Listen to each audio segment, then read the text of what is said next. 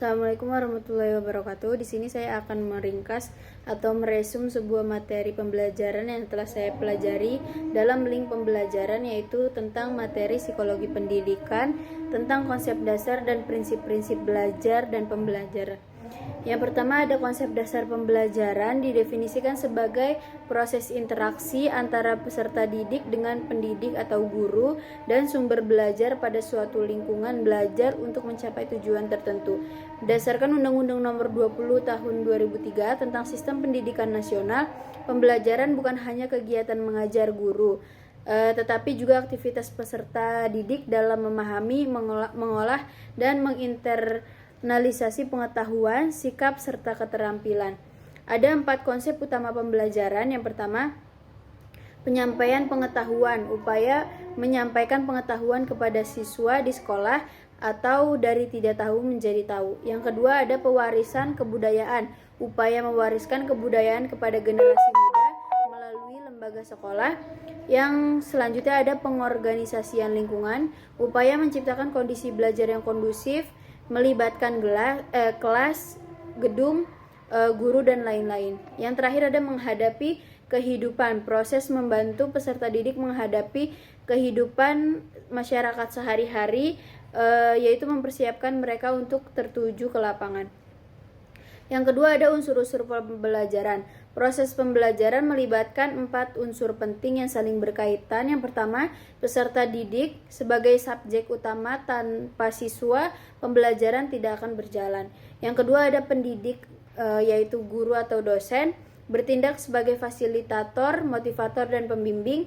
Yang ketiga ada tujuan pembelajaran, yaitu sasaran yang ingin dicapai, misalnya menjadi guru profesional, bisa bekerja di perusahaan asing. Yang selanjutnya ada metode dan strategi, cara guru mengajar agar siswa mendapatkan pemahaman atau penting agar tidak menonton seperti mendikte. Lalu yang selanjutnya ada media dan sumber pembelajaran, yaitu alat pendukung seperti Infocus dan sumber informasi seperti buku, internet, dan YouTube. Yang terakhir ada evaluasi pembelajaran, tahap hasil akhir dari proses belajar melalui UTS, UAS, ujian harian, dan rapor. Yang ketiga ada proses pembelajaran dalam perspektif psikologi. Dalam pandangan psikologi, pembelajaran adalah proses perubahan perilaku yang disebabkan oleh pengalaman atau latihan, yaitu yang pertama ada teori behaviorisme. Pandangan terhadap pembelajarannya yaitu sebagai perubahan perilaku yang dapat diamati, contohnya awalnya tidak bisa lalu menjadi tahu. Lalu ada teori kognitif. Pandangan terhadap pembelajarannya sebagai proses internal yang melibatkan ingatan, pemahaman, dan pemecahan masalah.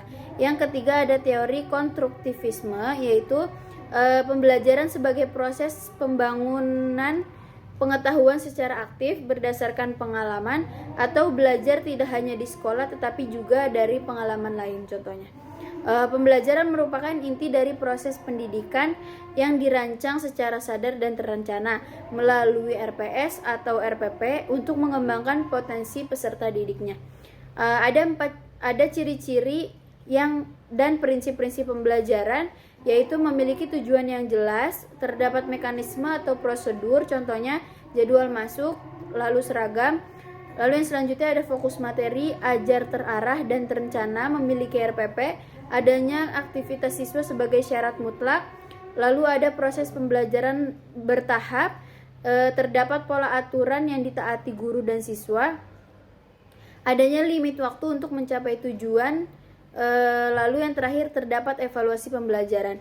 Ada 7 prinsip pembelajaran, yaitu perhatian dan semangat, keaktifan, keterampilan, pergaulan, tantangan, timbal balik, dan perbedaan individu. Seperti guru harus memahami dan menanggapi perbedaan pengetahuan, sikap, dan kemampuan di setiap siswanya.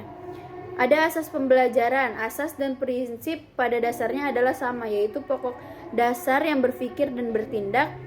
Guru harus menguasai asas-asas ini seperti peragaan, minat dan perhatian, apresiasi, korelasi atau hubungan yang melibatkan hubungan antar individu, contohnya kerja kelompok. Kesimpulan dari semua materi yang saya rangkum, yaitu pembelajaran adalah proses interaktif dan terencana yang bertujuan mencapai perubahan perilaku dan kompetensi, menuntut guru untuk memahami bagaimana siswa belajar secara efektif dan melibatkan prinsip-prinsip dasar yang humanistik. Thank you. Wassalamualaikum warahmatullahi wabarakatuh.